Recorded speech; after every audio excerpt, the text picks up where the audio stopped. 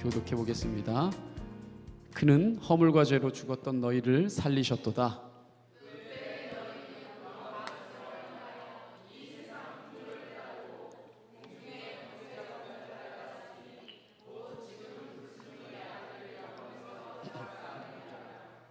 전에는 우리도 다 그 가운데서 우리의 육체의 욕심을 따라 지내며 육체와 마음에 원하는 것을 하여 다른 이들과 같이 본질상 진노의 자녀이었더니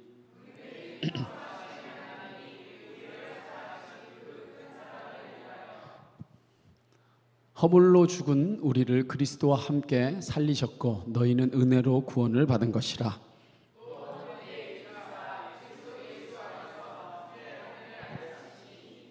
이는 그리스도 예수 안에서 우리에게 자비하심으로써 그 은혜의 지극히 풍성함을 오는 여러 세대에 나타내려 하심이라.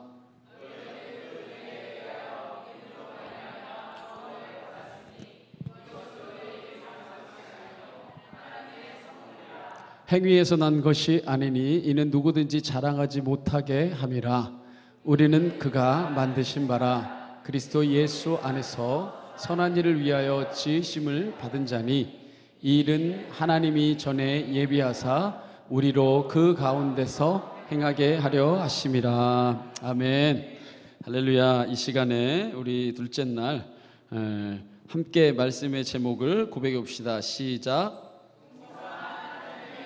네, 풍성한 하나님의 은혜라는 제목을 가지고 함께 말씀의 은혜 나누겠습니다. 우리가 수련회 와서 지난 시간 우리가 나눴던 말씀들을 간략하게 요약하면 예수님이 이 땅에 온 것은 양으로 뭐를 얻게 하려고 오셨대요?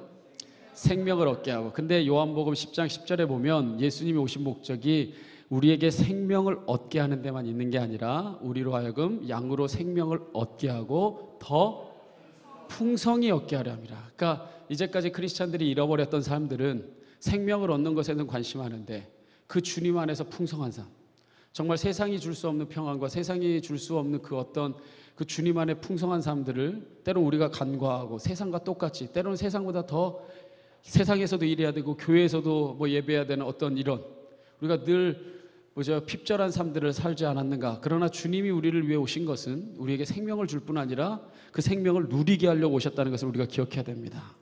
자, 그렇다면 우리가 그 풍성한 열매를 맺기 위해서는 우리가 어떤 존재가 돼야 된다고 그랬어요? 우리가 좋은 땅, 좋은 땅이에요. 자, 우리가 어떤 존재가 돼야 된다고 그랬어요?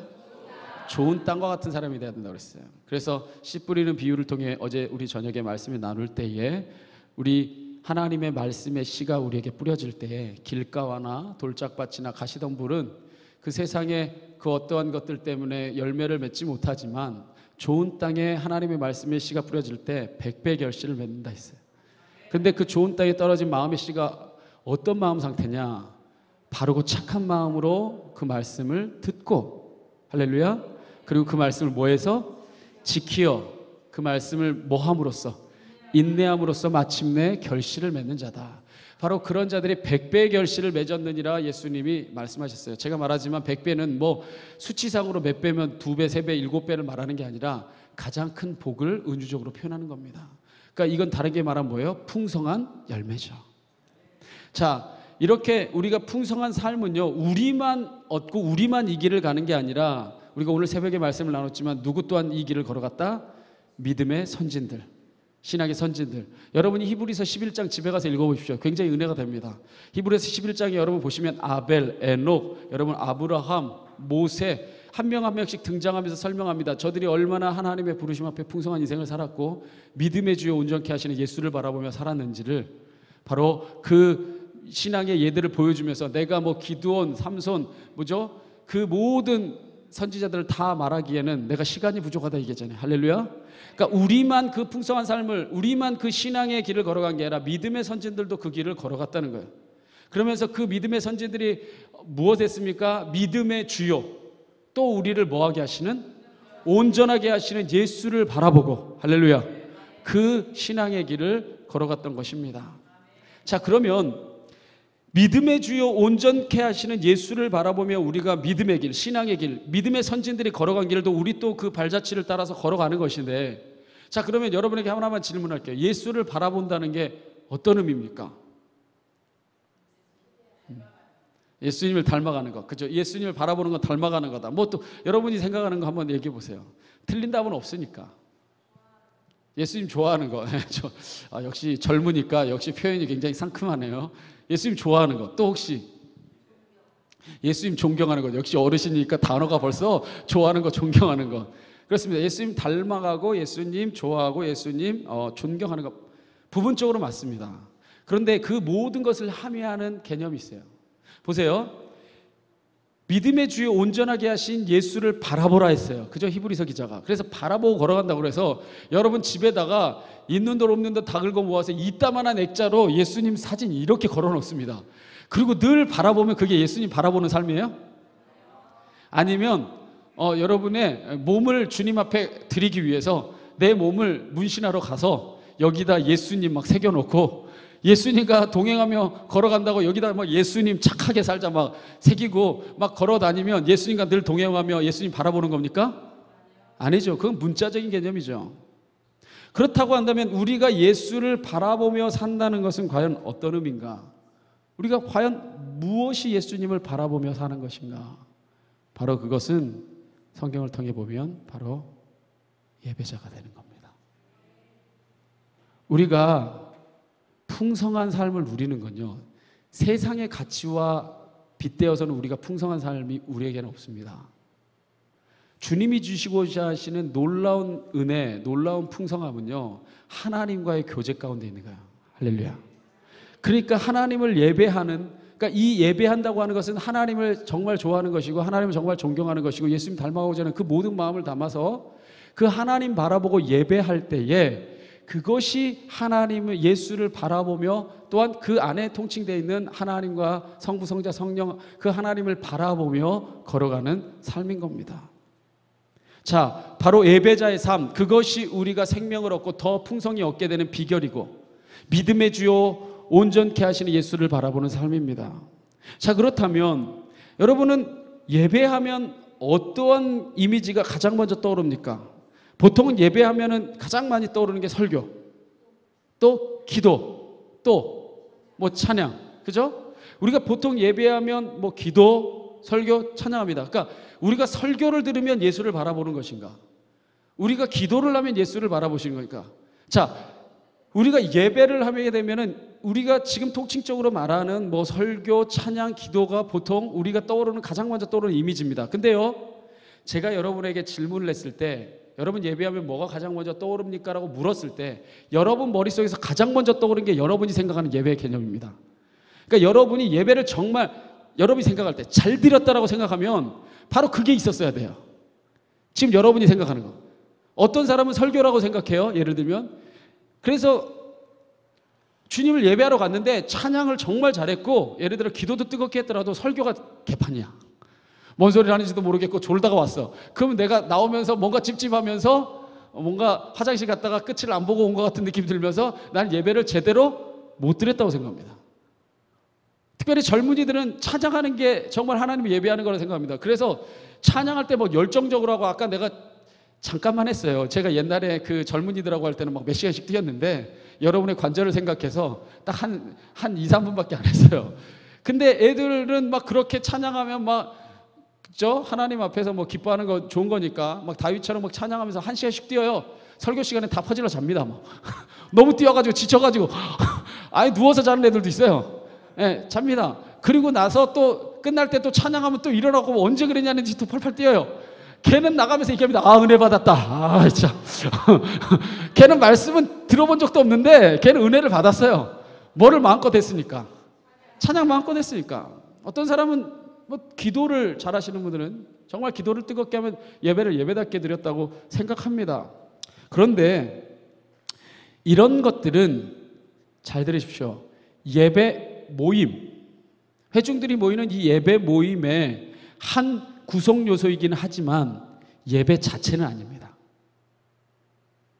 즉 예배를 위해 모인 모임의 설교도 있고 찬양도 있고 기도도 있고 또 봉헌도 있고 다양한 그런 우리가 예배를 드리는 모임 가운데 그런 순서들 예식들이 있지만 기억할 것은 그게 예배 자체는 아닙니다.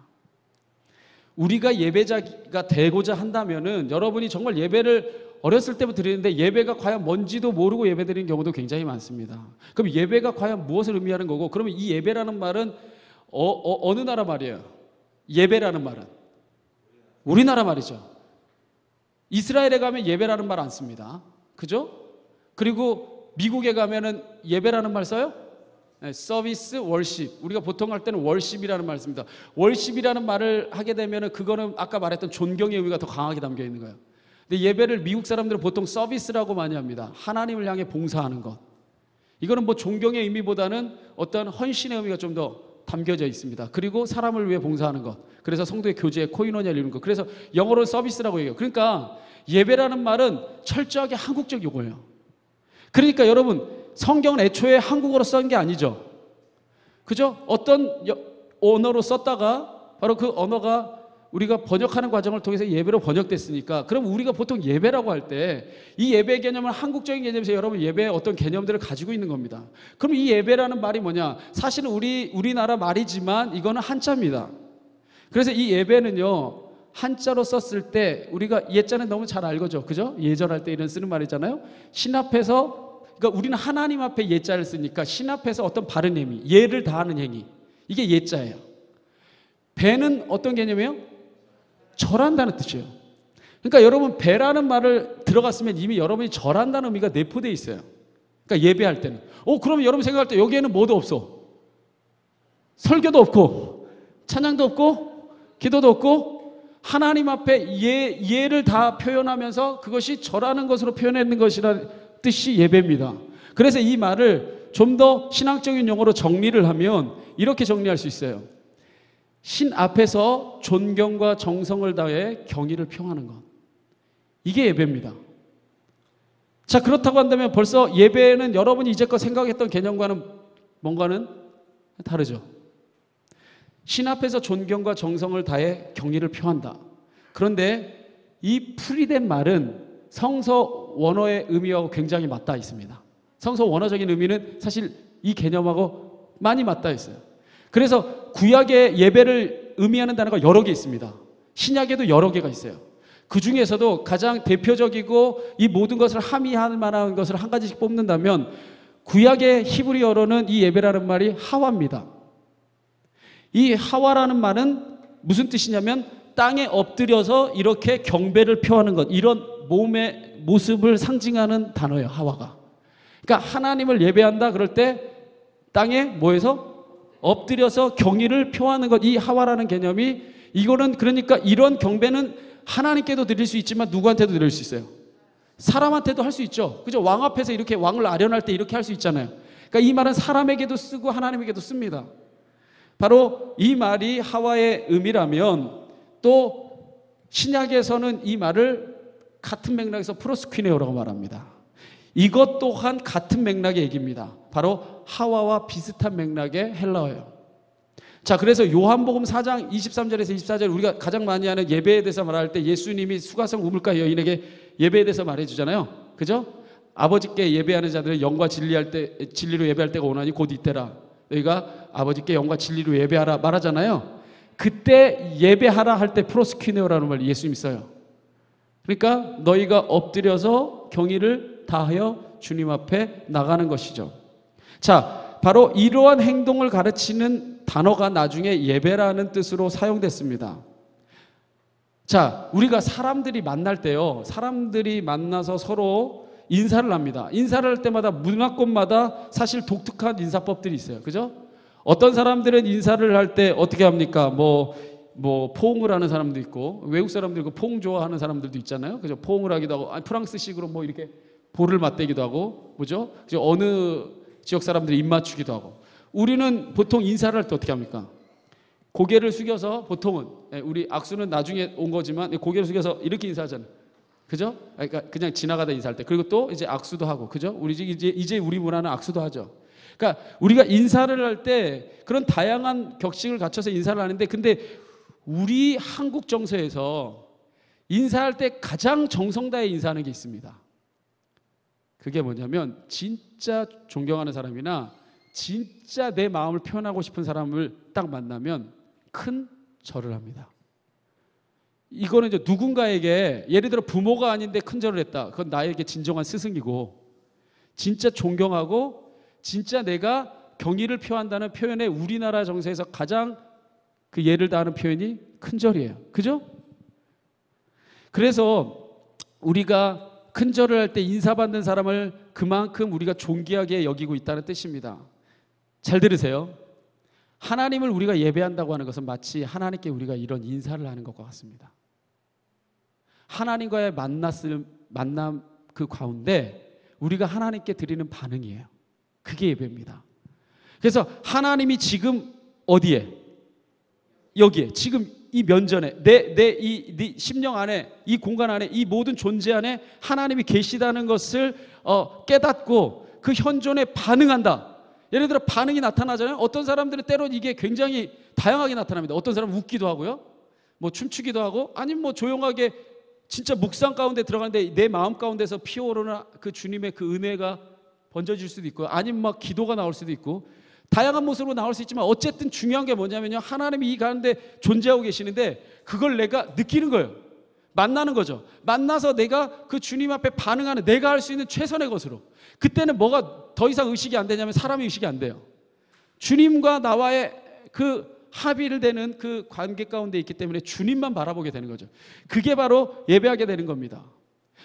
사랑하는 사람 만나면, 여러분이 너무 기억이 안 나나 이제? 사랑하는 사람이 이제 그냥 어쩔 수 없이 사는 걸 수도 있고, 그렇지만 과거를 떠올리면서 이렇게 머리를, 우리 김미숙 지사님 과거를 생각하시는 것 같은데 떠올려보면 사랑하는 사람 만나면 그 사람하고 있는 게 정말 기쁘고 즐겁잖아요. 정말 좋잖아요. 그런 것처럼 주님을 만나니까, 주님이 있는 게 느껴지니까 너무 좋아갖고 반응이 막 나오는 거죠. 근데 그 반응이 나오는 게 예의 없게 나오는 게 아니라, 왜냐하면 이분은 세상을 압도하시는 분이잖아요. 세상의 존재 가운데 충만하신 분이 나한테 딱 왔는데 내가 어찌할 수가 없어서, 그래서 제가 예전에도 그 설교할 때 그 예화 들었죠. 그 지금 감신대 총장님이신데, 제가 그 대학원 때 수업을 들을 때 이분이 들어갈 때 수석 합격, 나올 때 수석 합격이에요. 그래서 조직 신학이에요. 그 분석적인 사람들이 주로 조직 신학합니다. 막 분석하고 막 이런 신학하는데, 그분 수업 들을 때 그분이요, 덴버에서 로키 산맥 있죠. 그 로키 산맥에 가서 그 교환 교수로 6개월 동안 거기서 이제 교환 교수하면서 그 책 집필을 하는데, 책을 한참 조직 신학 책을 집필하다가 이 로키 산맥에 거기 이제 좋은 숙소에 가서 이제 책 쓰느라고 아예 거기로 피정을 간 거예요. 그리고 이제 창문이 활짝 있는데 거기를 한번 자연을 보겠다고 활짝 여는데, 그 자연의 그 광대하신 가운데 하나님이 존재하신다는 게 이분한테 갑자기 확 압도돼 버린 거예요. 그러니까 하나님이 계시다, 만물 가운데 충만하시다, 이분이 확 들어와 버려가지고, 이분이 그때 제가 수업 들을 때 간증이에요. 갑자기 하나님 들어왔는데 자기가 이래본 적이 없대요. 갑자기 춤췄대요. 하나님 여기 와버리니까 내가 막 몸이 가만히 못 있겠더래요. 막 춤추는 거예요. 막 교수가, 그것도 조직신학 가르치는, 그것도 감신대 뭐 농담삼아 그러잖아요. 감신대 교수 중에 예수 안 믿는 사람이 반이라고 막 예수를 분석하는 사람은 많은데 믿지 않는 사람이 반이라고, 그럴 만큼 농담삼아 얘기할 만큼 굉장히 분석적인 이런 분이 하나님이 그냥 그대로 느껴져 버리니까 갑자기 춤춰버린 거예요. 근데 이분이 얘기하는 게, 그렇게 춤추다가 갑자기 하나님 앞에 내가 너무 부끄러우니까 갑자기 엎드리더니 기었대요. 그 하나님이 느껴지니까 막 너무 막 움직여지긴 하는데 부끄러우니까 막 기었대요. 막 기고, 막 저도 고등학교 때 처음 은혜 받을 때 어떻게 했냐면요, 하나님이 진짜 살아계시고 내 모든 죄를 보신다고 생각하니까 급히 하필이면 기도를 내가 중간에서 했어야 되는데 제일 끝에서 했어요. 나 아직도 기억나요. 맨 첫 줄에, 거의 첫 줄에 끝에 저기서 했어요. 갑자기 주님이 내 안에 임하는 게 느껴지니까 내가 지었던 죄가 다 생각나는 거예요. 너무 죄인인 거예요. 그래서 이 죄를 내가 어떻게 해야 돼, 심판을 해야겠는데 어떻게 할 수가 없어. 그래서 내가 아직도 기억납니다. 벽에다 내 먹이를 박았어요. 빡 박았는데, 이 박아도 내 이 죄를 주님 앞에 너무 부끄러우니까 박아도 내가 심판을 해야겠어. 그래서 목사님이 나를 구했어요. 기도 그만하라고 할 때까지 머리를 박았어요. 근데 주님의 은혜가 임하니까 피는 안 났어요. 근데 혹만 남았어요. 정말 여기다 먹을. 그래서 그 교수님도 막 그렇게 하나님 오니까 막 춤추다가 너무 하나님 앞에 부끄러우니까 막 기었어요. 그리고 나서 그분이 그 조직 신학은 그 책은 다 썼죠. 그리고 나서 책 제목을 뭐라고 지었냐면, 하나님과 함께 춤추라, 하나님과 함께 기어라. 이게 책 제목이에요. 하나님과 함께 기어라, 하나님과 함께 춤추라. 읽을 생각하지 마세요. 정말 딱딱하고 재능이 없고 지루해요. 제목만 아세요. 바로 그게 하나님이 임재하는 순간이죠. 예배입니다. 왜냐하면 그 순간 하나님을 만났고 하나님의 존전에서 내 자신을 드렸던 바로 그 순간이기 때문에, 그렇기 때문에 이 하나님과의, 사실은 이렇게 정리해 볼까요? 하나님과 진짜 만남을 갖고 내가 그 만남에 진짜 인격적으로 반응하는 게 예배예요.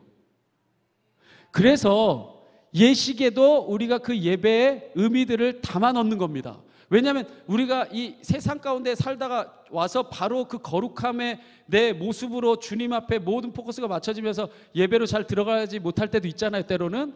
그래서 예식 가운데 그래서 어떻게 하냐면 전통적인 보통 예배에서 예배로 초청, 부름, 예배 초청이나 예배 부름 때 여러분은 어떻게 해요? 다?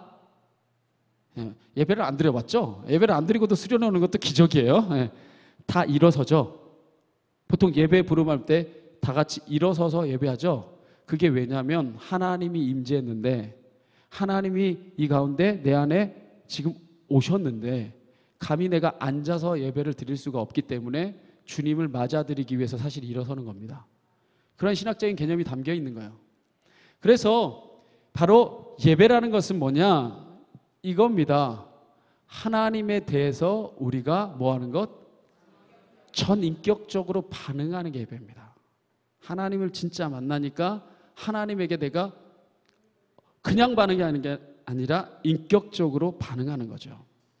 그런데 문제는 뭐냐?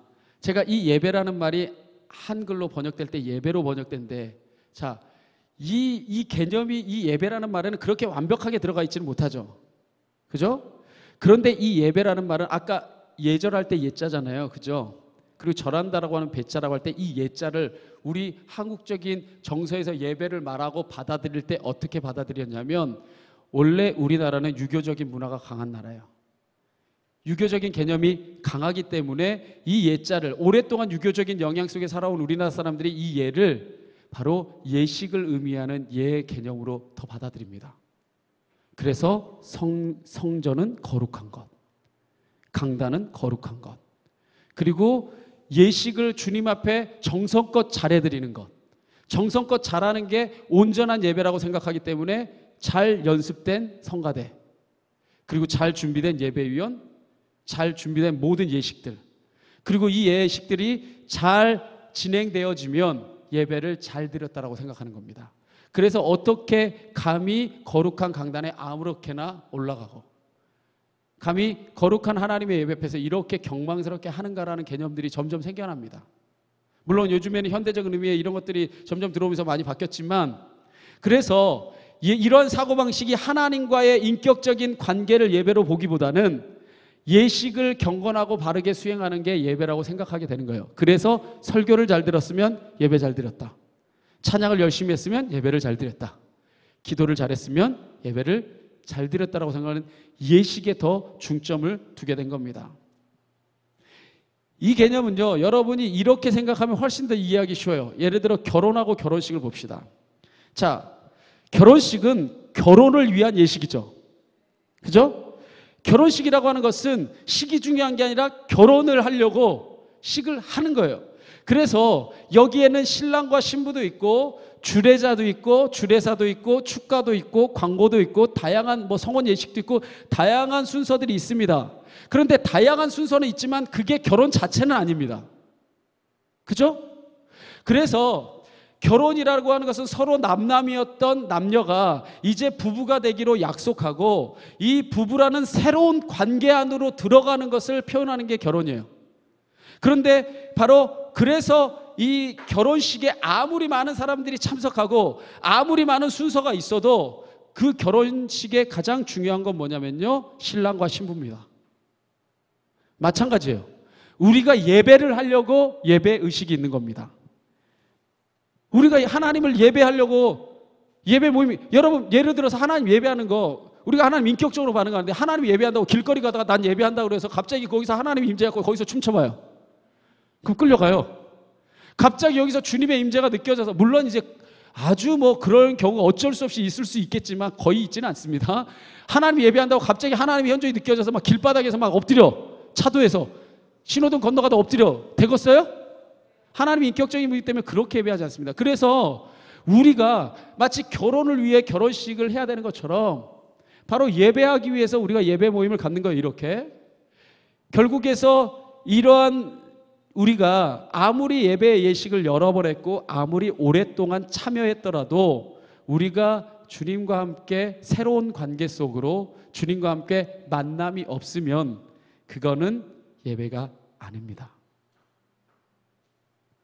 그래서 예배라는 것이 무엇이냐면 예배라는 게 바로 하나님과 우리가 새로운 만남과 인격적인 관계로 들어간다면, 그래서 사실은 예배라고 하는 것이 더 주님과 맞닿으려면 때로는 예식에서 어느 정도 자유로워져야 돼요. 그런데 그러한 자유로움을 우리가 어디까지 용인하고 또 만들어낼 수 있는가, 그 한계가 있기 때문에 사실은 보통 이렇게 새로운 형식의 예배를 드릴 때는 좀 더 자유롭게 하나님을 만나고 이곳에서 하나님의 임재를 경험하니까 내가 내 모습을 하나님께 드리고 싶은데 표현할 길이 없어서 때로는 하나님 앞에 진짜 다윗처럼 춤출 수도 있고, 아니면 정말 내 죄가 주님 앞에 너무나 부끄러워서 엎드려 그대로 엎드려. 사실 내가 아까 엎드린다고 할 때 그 표현 중에 하나는 이렇게 무릎 꿇고 엎드리는 것도 있지만 완전히 두 발 다 떠서 엎드리는 개념도 있어요. 그렇게 하나님 앞에 내가 진정한 만남과 교제가 이루어진다면 그게 온전한 예배가 됩니다. 그래서 그 예배 가운데 하나님의 풍성하신 은혜가 임하게 되는 거죠. 이 예배함에 대해서 사도 바울이 그래서 뭐라 말하냐면 이렇게 말합니다. 그러므로 형제들아 내가 하나님의 모든 자비하심으로 너희를 권하노니 너희의 무엇을? 예식을 하는 게 아니라 너희의 몸을 하나님이 기뻐하시는 거룩한 산 제물로 드려버려라. 이것이 너희가 진정으로 드릴 뭐다? 영적 예배다. 너가 드려지는 것. 설교 왜 듣는 줄 아세요? 우와 시원하다, 우와 탁월한 해석력을 가졌다, 이걸 들으려고 설교를 듣는 게 아니라 주님과 맞닿으려고, 그 메시지 가운데 하나님을 만나려고. 그래서 때로는 굉장히 유창하지 않고 때로는 굉장히 훌륭하지 않아도 그 가운데 하나님과 만남이 역사가 일어나면 아주 온전한 예배가 이루어질 수 있는 겁니다. 때로는 찬양이 이렇게 완벽하지 않고 찬양의 음정 박자 때로는 다 틀려도 내 주를 가까이 하려 함은, 근데 만약에 그 찬양을 드리는 그 할머니가 진짜 십자가진 같은 고생이지만 내 평생의 소원이 주님 찬송하면서 이 길 걸어가고 싶습니다. 그렇게 눈물을 흘리면서 이 할머니가 고백하고 있다면 음정 박자 다 안 맞아도 그곳에서는 가장 거룩한 예배가 드려지는 거예요. 가장 중요한 건 뭐냐? 바로 우리를, 내 자신을 거룩한 산제물로 드리는 겁니다. 그게 이 시대가 회복해야 될 하나님 앞에 영적인 예배입니다. 내 전 인격, 생각, 의지까지도 하나님께 드리는 거죠. 그때 우리 안에 하나님의 충만한 임재가 있게 됩니다. 그래서 예배자가 늘 예배 가운데 발견하게 되는 건 뭐냐면요, 내 자신이 온전하게 하나님께 드려졌다는 거예요.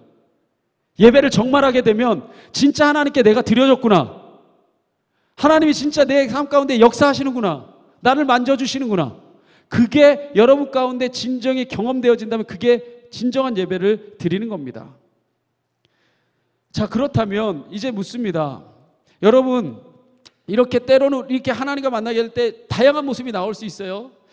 잠잠하게 무릎 꿇고 묵상으로 기도하는데 내 심령에서부터 정말 주님이 감동하시는 역사가 나와서 자연스럽게 눈물이 날 수도 있고, 아니면 제가 말했지만 아까 웃는 분도 있어요.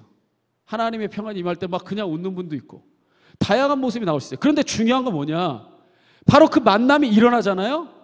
그러면은 우리의 일상적인 삶의 시간이 크로노스라면 바로 그 예배의 순간에 뭘로 바뀌냐면 완전한 영혼의 시간이 카이로스로 바뀝니다. 그러면 그 시간은 영혼과 맞닿아 있는 시간이에요. 그래서 하나님을 완전히 경험하고 새로운 존재로 완전히 변화되는 크로노스가 카이로스가 되는 순간, 바로 그게 예배입니다. 저는 여러분들이 이 시간에 그 카이로스를 경험하게 되길 원합니다. 어떤 형태로든 저희는 도구일 뿐입니다. 때로는 이 메시지 가운데, 아니면 찬양 가운데, 아니면 여러분들이 주님과 진정으로 고백하며 기도하는 가운데, 아니면 여러분들이 어떠한 모습으로 주님을 바라보던 그 가운데 여러분이 카이로스가 일어난다면 그건 진정으로 예배를 드리는 겁니다. 그럼 여기서 우리가 묻습니다. 그럼 왜 우리가 예배해야 되죠? 예를 들어서 북한에서는요, 김정은을 찬양해야 돼요. 아니면 죽으니까. 그러니까 그 사람들은 김정은을 찬양하고 심지어 예배합니다. 엎드리잖아요. 막 난리 나잖아요. 막 박수 치고. 그들은 예배하는 거예요. 그 사람 거의 신처럼. 그들은 그렇게 예배합니다. 그럼 내가 왜 하나님을 그렇게 내 전 존재를 들여서, 내 모든 것을 들여서 내가 왜 하나님을 예배하는가? 제가 답부터 말하자면 하나님이 우리에게 베풀어 주신 은혜 때문입니다. 할렐루야. 우리가 은혜를 입은 자이기 때문에 우리가 그 은혜에 감사하고 감격하고 감동해서 하나님 앞에 기꺼이 예배를 드리게 되는 겁니다. 그래서 우리가 하나님 앞에 온전한 예배를 드릴 수밖에 없는 이유에 대해서 이 사도 바울은 예배소서 2장 1절에서 10절에 우리가 아까 봉독했던 말씀에 바로 예배자가 될 수밖에 없는 이유를 말하는데, 그 사도 바울이 우리가 어떻게 하나님의 은혜를 입은 존재가 되었는지 이렇게 한마디로 정리합니다. 1절에 우리 아까 고백했던 에베소서 2장 1절에 무엇이라 말합니까? 여러분이 한번 고백합시다. 시작. 자, 주님께서 허물과 죄로 죽었던 우리를 살리셨다는 거예요. 그러니까 우리는 죽은 존재였다는 겁니다. 우리는 완벽하게 하나님 앞에 허물과 죄로 완전히 죽었던 존재인데, 그러면 우리가 바로 허물과 죄로 죽었던 그때 어떤 자리에 있었냐? 이런 자리에 있었다는 겁니다. 2절과 3절에 말하기를 그때에, 바로 허물과 죄로 죽었던 바로 그때에 너희는 그 가운데서 행했다. 그럼 그 가운데가 어떤 가운데냐? 이 세상의 풍조를 따르고 공중의 권세를 잡은 자를 따랐으니 곧 지금의 불순종의 아들들 가운데 역사하는 영이라. 사단의 영이죠. 전에는 우리도 다 그 가운데서 우리의 욕심을 따라 지내며 육체의 마음이 원하는 것을 하여, 이생의 자랑, 육체의 정욕, 그죠? 안목의 정욕, 그 정욕을 따라 육체의 마음이 원하는 것을 하여 다른 이들과 같이, 우리도 예수가 그 허물과 죄로 죽었던 우리를 살리기 전에는 다른 이들과 같이 본질상 뭐였다? 진노받을 수밖에 없는 자녀였다. 죽을 수밖에 없는 자녀였고, 이 앞에 고백하기를 뭐라 말합니까? 허물과 죄로 이미 죽었던 너희다. 본질상에 죽을 수밖에 없는 진노의 자녀였는데, 이렇게 심판받을 수밖에 없고 이미 죽을 수밖에 없던 우리를 하나님께서 조건 없는 사랑으로 구원해 주셨다는 겁니다. 그래서 무엇이라 말합니까? 긍휼이 풍성하신 하나님이 우리를 사랑하신 그 큰 사랑을 인해서 허물로 죽은 우리를 그리스도와 함께 살리셨고, 너희는 무엇으로? 은혜로 구원을 받은 것이라. 여기서 긍휼이라는 말은 단순한 동정심, 불쌍하다가 아니라 진짜 저 사람이 불쌍하기 때문에 내가 무엇인가 행동해야 되는 그 행동까지도 내포하는 말이 긍휼입니다. 그런데 하나님이 긍휼이 뭐였대요? 풍성했대요. 우리를 불쌍히 여기는 마음이 너무나 커서 압도하고도 남았대요. 그래서 그 하나님이 그 풍성하신 긍휼 때문에 우리를 사랑하신 너무나 큰 사랑, 놀라운 사랑, 영원한 사랑, 사실 그 사랑이 여러분을 감동해서 이 자리에 있는 겁니다. 그 놀라운 그 큰 사랑을 인해서 우리가 허물로 아까 죽었다 얘기했잖아요. 너희는 허물과 죄로 이미 죽었었는데 그리스도와 함께 우리를 살리신 걸 믿으시기 바랍니다. 우리가 바로 그 은혜로 구원을 받은 것이라. 바로 이 독생자 예수님, 우리를 위해 보내심으로 바로 우리가 구원을 받았습니다. 그렇다면 예수님을 왜 우리의 죄를 대속하기 위해 보내셨는가? 이 대신 죄를 용서한다, 대신 우리의 죄를 짊어지신다는 개념을 알려면 바로 구약에 있는 유월절의 개념을 알아야지만 이 예수님의 의미를 알 수 있습니다.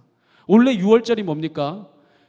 모세가 이스라엘 백성들을 하나님의 뜻을 따라 출애굽하여 가나안 땅으로 인도하려고 하는데 바로가 듣지 않아요. 그래서 하나님이 무려 9가지의 재앙을 쏟아놓습니다. 그러나 여러분이 성경에 보면요, 바로가 더 강팍해져서 하나님의 말씀을 듣지 않습니다. 그래서 하나님이 마지막에 어떤 심판을 내립니까? 바로 저들 가운데 있는 인간이나 동물이나 첫 난 장자는 모두 다 죽음에 이르게 하는 바로 그러한 심판을 내립니다. 그런데 하나님께서 이 심판, 진노의 심판을 피할 수 있는 유일한 길을 알려주시는데, 그건 뭐냐? 1년 된 수컷 어린 양을 잡아다가 그 피를 가지고 문 지방과 문 설주에 바르면 하나님의 죽음과 진노의 영이 오다가 바로 1년 된 수컷 어린 양의 피가 발라진 그곳은 바로 그 진노가 넘어서 지나간다고 하는 게 바로 담이 뭐예요? 월. 그래서 그 진노가 그 담을 넘어간다. 유월절이 바로 그 개념입니다. 그래서 하나님의 진노가 바로 그 어린 양의 피를 통해서 넘어간 겁니다. 여기서 바로 이스라엘 백성에게 재앙이 임하지 않았던 이유는 흠없는 어린 양의 피가 있었다는 겁니다. 각 가정을 위해서 바로 그 어린 양이 죽어줬기 때문에 진노가 피해갔어요. 즉 어린 양의 피가 이스라엘 백성을 구한 거죠. 바로 유월절의 이 의미를 우리가 깨달을 때에 이 유월절의 어린 양은 예수 그리스도의 예표입니다. 그 어린 양은 한번 죽어서 그 피를 바름으로 끝났지만 예수님은 우리의 모든 죄를, 인류의 모든 죄를 대신 담당하시고 어린 양이 되셔서 우리의 모든 허물과 죄로 죽을 수밖에 없던 본질상 진노의 자녀여서 심판이 임할 수밖에 없었던 우리를 위해 대신 죽으심으로 우리가 그 보혈의 능력을, 보혈의 피를 받아들이고 믿을 때에 우리의 삶 가운데 예수님이 임하시고, 할렐루야, 그게 바로 만남 가운데 들어가는 겁니다. 그 만남 가운데 들어갈 때 원래 우리에게 임해야 했던 모든 진노가 바로 유월한 겁니다. 넘어가게 되는 놀라운 은혜를 경험하게 된 거예요. 그러나 예수님이 죽음 가운데 머물렀던 것 아니라 부활하심으로 우리에게 영원한 속죄함이 되시고 산송왕이 되신 걸 믿으시기 바랍니다. 바로 그 주님께서 우리를 정말 하나님께서 그 긍휼로 우리를 구하시고 허물과 죄로 죽었던 자리에서 살리시는 것뿐 아니라 더 영광스러운 약속까지 우리에게 주셨는데 또 함께 우리를 뭐 하시사? 우리를 부활케 하사 그리스도 예수 안에서 함께 어디에 앉히신다. 하나님의 나라에까지 우리를 이르게 하시는 은혜를 베풀어 주셨다. 할렐루야. 그러니까 하나님 앞에 감사해야죠. 그러니까 감격해야죠. 그러니 우리가 하나님을 예배할 수밖에 없지 않겠습니까? 이 얼마나 영화로운 일입니까? 죽을 수밖에 없었던, 아니 이미 죽었던 우리를 살리셔서 우리에게 구원의 은혜를 베풀어 주신 것도 놀라운데 예수 그리스도와 함께 하늘에 앉히셔서 영화로운 자리에까지 우리를 앉게 하신다. 바로 하나님께서 이렇듯 큰 은혜를 베풀어 주신 이유가 뭔가? 그 이유를 7절에 바울은 이렇게 말합니다. 이렇게 한 것은 그리스도 예수 안에서 우리에게 자비하심으로써 그 은혜의 지극히 모함을, 풍성함을, 하나님의 그 은혜의 풍성하고도 풍성함을 오는 여러 세대에 알게 하려 하심이라. 그 풍성하고도 풍성한 은혜를 우리가 알게 될 때 우리가 비로소 풍성한 삶을 누리게 되지 않겠어요? 예수님으로 인해서 생명을 얻을 뿐 아니라 풍성하고도 더 풍성하고도 풍성한 은혜를 누리고, 여러분 그러한 우리의 삶에서 하나님의 긍휼의 은혜, 그 풍성한 은혜가 임할 때에 우리가 진정으로 풍성한 삶을 누리게 되는 겁니다. 여러분 저를 보세요. 놀라운 건 뭐냐면요, 진짜 주님의 은혜를 경험하면요 사실은 문제가 해결된 게 아닙니다. 때로는 아주 주님께서 역사하시는 순간에 우리의 문제를 해결할 때도 있지만, 예표로 보여주기 위해서 그러기도 하지만, 이 세상에 하나님은 상식이 통해서 살아갈 수 있게 만들어 가셨어요. 생로병사의 길을 걸어가는 것은 인간에게 정해진 이치고, 한 번 죽는 것은 정해진 이치고, 이후에 이 심판이 있는 것도 하나님의 이치입니다. 그래서 아무리 병들어 있던 자가 기도한다고 했을 때 갑자기 60대 할머니가 20대 청년의 모습으로 회복되는 건 그건 하나님의 은혜가 아니라 세상의 이치가 잘못 돌아가는 겁니다. 하나님이 이 세상의 상식과 은혜 가운데 흘러가게 만들어 놓으셨고, 때로는 우리 가운데 예표를 보여주기 위해서 기적을 보이시기도 하지만 그것은 그 역사가 일어날 때이고 보통은 그 은혜 가운데 그냥 흘러가게 하십니다. 그런데 놀라운 건 뭐냐, 삶의 모든 자리가 변하지 않았는데 하나님의 풍성한 은혜가 임하면 그것이 감사로 바뀐다는 거예요. 그것이 은혜로 바뀐다는 겁니다. 분명히 여러분 걸어온 과거의 길은 똑같잖아요. 근데 은혜 안에 있지 않을 땐 다 원망이에요. 내가 왜 그렇게 됐고 내가 왜 그랬는지 모른다. 근데 놀라운 건 뭔지 아세요? 진짜 하나님의 은혜가 안에 들어가면요 주님이 내 삶을 인도하셨다라고 얘기해요. 할렐루야. 이게 삶을 해석하는 눈이 달라지는 겁니다. 은혜로워지는 거죠. 풍성해지는 가운데 우리가 살아가게 되는 겁니다. 그래서 우리가 그 하나님의 은혜를 인정하고 감사하고 감격하고 전율하면서 찬양하는 것, 그게 바로 예배입니다. 하나님의 전인적인 구원과 영광스러운 약속은 하나님이 행하신 일이지 사람이 행한 게 아니에요. 그래서 에베소서 2장 8절에서 9절에 뭐라고 말하냐면 너희는 그 은혜에 의하여 믿음으로 말미암아 구원을 받았으니. 이들은 한번 읽어봅시다. 같이 읽어봅시다. 시작. 이것은 너희에게서 난 것이 아니요 하나님의 선물이라. 행위에서 난 것이 아니니 이는 누구든지 자랑하지 못하게 하려 함이라. 할렐루야. 우리가 그 긍휼이 풍성하신 은혜로 구원을 받았습니다. 여기서 사도 바울은요 아주 중요한 두 개의 개념을 말합니다. 그게 뭐냐면 바로 은혜라는 말과 믿음이라는 말입니다. 여러분 한 가지 물어볼게요. 우리가 구원을 얻는 데 있어서 더 중요한 게 뭘까요? 한번 질문을 바꿔서 이렇게 한번 얘기해 봅시다. 우리가 구원을 얻는 데 있어서 더 근본적인 게 뭘까요?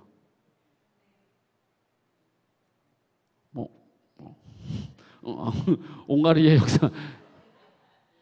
우리가 구원을 얻는데 더 본질적이고 더 중요한 것은 은혜입니다. 은혜가 없으면 믿음도 없어요. 은혜는 우리가 본질상 진노의 자녀였고 허물과 죄로 죽을 수밖에 없던 우리를 조건 없는 주님의 긍휼이 풍성하신 그 하나님의 사랑으로 값없이 예수 그리스도를 주심으로 우리를 허물과 죄로 죽었던 자리에서 살려주신 겁니다. 이건요 우리의 행위라든지 우리의 어떤 값을 매기는 거라든지 이러한 것이 하나도 전제되어 있지 않은 전적인 하나님의 은혜입니다. 그냥 주신 정도가 아니라 십자가에서 예수님을 죽이심으로써까지 우리에게 생명을 주신 것은 말로 다 표현할 수 없고 다 헤아릴 수 없는 하나님의 은혜예요. 그래서 사실 은혜의 가장 항복방에는 누가 있느냐? 예수 그리스도가 있는 겁니다. 바로 예수님 하면 여러분이 사실은 감동해야 되는 겁니다. 왜냐하면 바로 그 은혜의 증표이기 때문에. 그럼 묻습니다. 은혜가 그렇게 중요한데 그럼 믿음은 뭡니까? 여러분 믿음은 이겁니다. 보세요. 믿음이라고 하는 것은 하나님이 내게 그 긍휼이 풍성하신 그 은혜를 통하여서 우리에게 구원을 베풀어 주셨잖아요. 그 하나님의 은혜를 받아들이는 행위가 믿음이에요. 할렐루야. 하나님이 그냥 행하신 일, 이건 사람이 한 게 아무것도 없어요. 사람이 할 수도 없는 일이에요. 사람이 한 게 없지만 하나님이 이미 행하신 일을 우리가 받아들이는 게 바로 믿음입니다. 인정하고 받아들이는 일이죠. 더 나아가서 그 사랑에 감동하고 감격하고 감사해서 사는 게 믿음입니다. 결국 믿음은 이렇게 얘기하면 됩니다. 은혜가 우리에게 은혜되게 하는 역할을 하는 거예요. 뭐다? 은혜가 은혜되게 하는 게 믿음입니다. 그러니까 은혜가 있을 때 선제적으로 하나님의, 이게 신학적인 용어로는 선제적인 은총입니다. 하나님의 은혜를 베풀어 주지 않으면 믿음은 가능하지 않아요. 믿을 게 없죠. 하나님이 먼저 조건 없는 사랑으로 은혜를 베풀어 줬기 때문에 우리가 그 은혜를 누구의 것으로? 또 옆에 사람 거라고 얘기한다. 누구의 것으로? 내 것으로 뭐 하는 것? 받아들이는 게 믿음입니다. 그러니까 다시 한번 정리할게요. 이게 중요한 개념이에요. 믿음은 은혜를 은혜되게 하는 겁니다.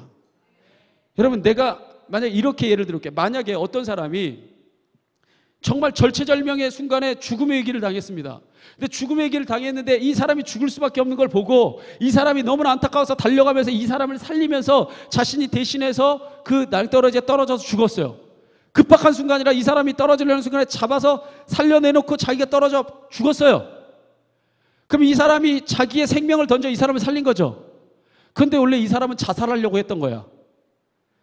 난 자살하려고 해갖고 난 떨어지려고 하는데 갑자기 어떤 놈이 나타나가지고 나를 살려주고 지가 죽었어. 그래서 얘가 말합니다. 아이씨, 못 죽었잖아. 너 때문에 못 죽었잖아. 그래서 죽을 자리를 찾아다닙니다. 다시. 그런다면 이게 은혜예요? 가치가 없는 거죠. 주님이 아무리 우리의 생명을 살리려고 우리에게 긍휼이 풍성하신 사랑으로 하나님이 우리를 살리려고 당신의 독생자까지를 죽이시며까지 우리를 살려주시고 죽으셨다 할지라도 내가 그것을 뭐하지 않는다면, 믿음으로 받아들이지 않으면 은혜가 안 되는 겁니다. 아무것도 아닌 거예요. 그러니까 그 사람들은 절대로 뭘 할 수가 없냐? 예배를 할 수가 없어요. 왜냐하면 주님의 은혜를 입지 못했기 때문에. 여러분에게 묻습니다. 여러분 주님의 은혜를 믿음으로 받아들이십니까? 그렇다면 예배하십시오. 그게 진정으로 하나님의 궁일 가운데 들어가는 비결입니다. 우리가 아까 말씀드렸듯이 진짜 믿음이 여기에서 중요한 역할은 뭐냐? 하나님의 은혜가 값지게 해야 돼요. 하나님의 은혜가 빛나게 해주는 겁니다. 여러분이 진정으로 믿음의 길을 걸어갈 때, 그래서 그 은혜가 이끄는 대로 살아가고 그 은혜를 베푸신 하나님이 원하는 뜻대로 살아가는 것, 그게 바로 우리가 믿음 안에서 감당해야 될 일들입니다. 할렐루야.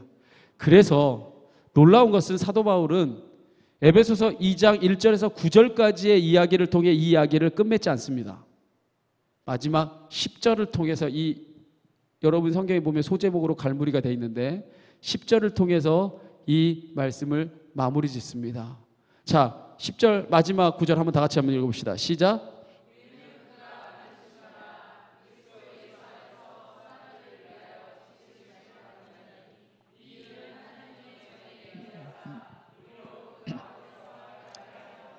할렐루야. 하나님이 우리를 그 안에서 만드셨다. 다시 창조하셨다. 왜? 그리스도 예수 안에서 우리를 구원한 것은 무엇을 하게 하려고? 선한 일을 위하여 지으심을 받았다. 너희가 새 사람을 입었다라고 하는 것은 너희가 선한 일을 위하여. 바로 이 일은 하나님이 전부터 예비하사 우리로 그 가운데서 행하게 하려 하심이라. 여러분 기억하십시오. 우리가 선한 행위로 구원받지 않습니다. 우리는 무엇으로 구원받는다고요? 은혜로 구원받습니다. 우리가 구원받는 것은 은혜로 구원받는 거예요. 그런데 우리가 구원받은 것은 선한 일을 하기 위함입니다. 우리가 구원받는 것은 하나님의 전적인 은혜로 받지만 우리가 이미 구원받은 자라면 우리는 크리스찬이에요. 그럼 이 크리스찬을 하나님이 세상 가운데 세우신 것은 만드신 바라 그리스도 예수 안에서 너희를 뭐 하라고? 이 세상 가운데 하나님의 영향력 나타내라고 너를 하나님의 자녀로 삼아줬다는 겁니다. 하나님의 자녀 삼아줬더니 다 죽을 길만 찾으러 돌아다닌다면 안 된다는 거예요. 그래서 이 일을 위해서 너희가 입으로만 주님을 고백하고 입으로만 예배한다 하고 입으로만 예식에 참여하고 입으로만 귀로만 너희가 귀가 커지고 아니라 너희의 삶으로 너희가 하나님의 자녀임을 증명해라. 너희가 믿음의 사람임을, 너희가 은혜되게 하는 일에 너희 삶을 던져라. 누가 그렇게 살았어요? 사도 바울이. 그 은혜가 자신 안에 일하니까, 은혜가 이끄는 대로, 성령이 이끄는 대로 사도 바울이 자신의 삶을 던졌던 겁니다. 그것이 우리의 삶의 울림이 되는 거예요. 그래서 예수님은 우리에게 무엇이라 말했냐면 마태복음 7장 21절에 예수님이 직접 말합니다. 나더러 주여 주여 하는 자마다 다 천국에 들어가는 것 아니요. 너희가 은혜를 받았지 않느냐? 다만 하늘에 계신 아버지의 뜻대로 행하는 자라야 들어가리라. 좁은 길이라는 거예요. 때론 좁은 문입니다. 우리가 그 길을 걸어가는 것, 이 또한 은혜가 아니면 못 갑니다. 여러분, 하나님의 은혜로 갑시다. 그리스도인은 예수 그리스도의 뜻을 본받아 사는 자입니다. 따라서 그리스도인이라면 당연히 예수님을 닮아가야 됩니다. 여러분이 예수님을 닮아가서 구원받은 건 아니에요. 여러분이 죄인이어도 구원받습니다. 하나님의 전적인 은혜로 구원받았어요. 그런데 여러분, 다시 한번 당부합니다. 은혜를 은혜되게 해야 되지 않겠습니까? 그런 맥락에서 우리가 구원받는다고 하는 것은 세 가지의 의미가 있다고 저는 봅니다. 우리의 이 구원의 세 가지 의미, 첫째는 뭐냐? 과거의 죄가 그리스도 안에서 완전히 뭐한 것? 해방된 겁니다. 은혜로 해방된 거예요. 두 번째는 우리의 미래에 그리스도와 함께 영원히 하늘 보좌에 앉히사. 우리는 하나님 나라에 거할 멋진 백성들입니다. 그렇다면 오늘 이 현실은 어떻게 살아가겠습니까? 그리스도 안에서 거룩한 삶을 이루는 것. 그게 여러분 안에 하나님이 거하고 있다는 증거가 됩니다. 존 칼빈이 얘기합니다. 우리가 구원받은 건 하나님의 전적인 은혜로 말하기 때문에 우리가 알 수 없지만 그가 살아가는 삶을 보면 그가 구원받은 자인지 우리가 알 수 있다. 아까 제가 말했잖아요. 하나님이 내 안에 임재하면, 근데 참 놀라운 게 뭐냐면요, 하나님의 임재를 경험한 사람들의 이야기들을 보면요, 하나님의 존재가 나를 압도한다고 해요. 그죠? 미천하고 별거 아닌 우리 존재인데 이 세상을 창조하신 분이 우리 안에 우리 속에 거한다고 하는 게 너무 크잖아요. 그죠?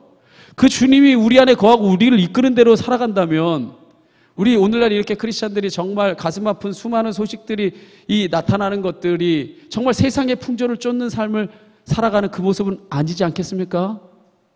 여러분, 은혜를 은혜되게 합시다. 은혜 안에 삽시다. 그래서 여러분, 믿음이 은혜를 증명하게 합시다. 이제 오늘 우리가 이제 몇 가지 우리 함께 기도하고 제가 찬양하면서 기도할 텐데, 제가 여러분 앞에 여러분 자유롭게 하나님 예배하기 위해서 원래 제가 찬양 기도를 강하게 하고 기도하고 어떻게 하면 여러분들을 좀 더 깰까 이렇게 하는데 제가 제 힘을 빼려고 합니다. 저는 여러분과 조용히 하나님을 찬양하고, 우리가 주님 앞에 은혜를 깨닫지 못한 삶이 있었다면 그냥 정직하게, 때로는 기도 잘 못해도 하나님 내 안에 주시는 감동대로 고백하고 우리가 기도하고 또 잠시 우리 하나님 찬양하고 기도하고 하겠습니다. 여러분이 주님을 그 예배하는 가운데 들어가서 더 기도하고 싶다면 기도를 제가 찬양할 때 기도를 해도 좋고 함께 찬양을 해도 좋고, 여러분이 어떠한 모습으로 여러분이 예배를 해도 좋습니다.